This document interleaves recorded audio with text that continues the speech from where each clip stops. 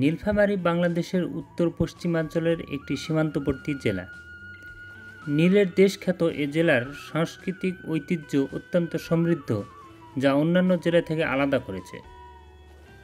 ইতিহাস থেকে জানা যায়, প্রায় 200 বছর পূর্বে ব্রিটিশ শাসনামলে এ অঞ্চলে নীল চাষের খামার স্থাপন করেন। স্থানীয় কৃষকগণ তা নীলখামারিতে রূপান্তরিত করেন। আস্তে আস্তে কালের বিবর্তনে হয়ে ওঠে নীলফামারী।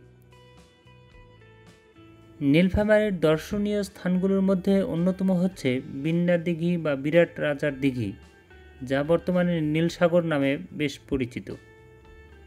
ধর্মপাল গড় এবং মন্দির, ক্যাথলিক গির্জা, তিস্তা নদীর ওপরে নির্মিত তিস্তা ব্রিজ ও সেচ প্রকল্প, চীনামাটির তৈরি চিনি মসজিদ, সৈয়দপুর রেলওয়ে কারখানা ও সৈয়দপুর বিমানবন্দর উল্লেখযোগ্য স্থান। নীলফামারী জেলা তামাকসহ আলু, ধান, গম, সরিষা, ভুট্টা ও মরিচ অন্যতম কৃষি সম্পদ। শুধু ইতিহাস, ঐতিহ্য বা কৃষিতেই সমৃদ্ধ নয়, শৈল্পিক উন্নয়নেও অবদান রেখে আসছে বাঁশ, বেতের তৈরি নানান জাতের কুলা, চালুন, খাঁচা, মাচা সহ বয়নশিল্প। তিস্তা, বুড়ি তিস্তা, ঘাঘট ও যমুনেশ্বরী নদী ছাড়াও বেশ কয়েকটি নদী প্রবাহিত হয়েছে নীলফামারীর ওপর দিয়ে। লোকসাংস্কৃতিক এই জেলায় নদ নদী ছাড়াও ভাওয়াইয়া গানের বিশেষ প্রচলন রয়েছে। বিশহরী, মনসার গান, হুদুম দেওর গান, মহরমের জারি গান, বিয়ের গান বা হেরোয়া, ভাসান যাত্রা, সত্যপীরের গান ছাড়াও অষ্টমঙ্গলা, ভাদর কাটানি, পৌষ কাটানি নিয়ে নীলফামারীর সংস্কৃতি অত্যন্ত সমৃদ্ধ।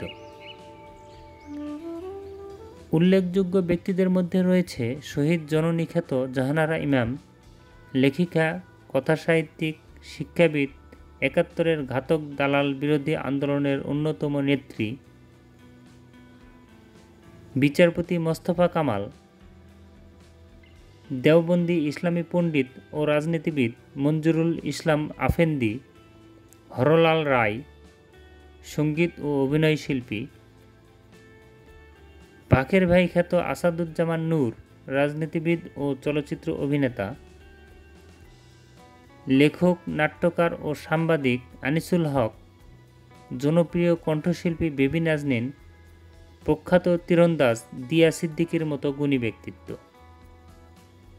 আজ এ পর্যন্তই। ভিডিওটি ভালো লাগলে আমাদের অন্যান্য ভিডিওগুলি দেখতে থাকুন, আর এ ধরনের ভিডিও দেখতে চাইলে আমাদের রাজ্য সাবস্ক্রাইব করে পাশে থাকা বেল আইকনে ক্লিক করুন। ধন্যবাদ।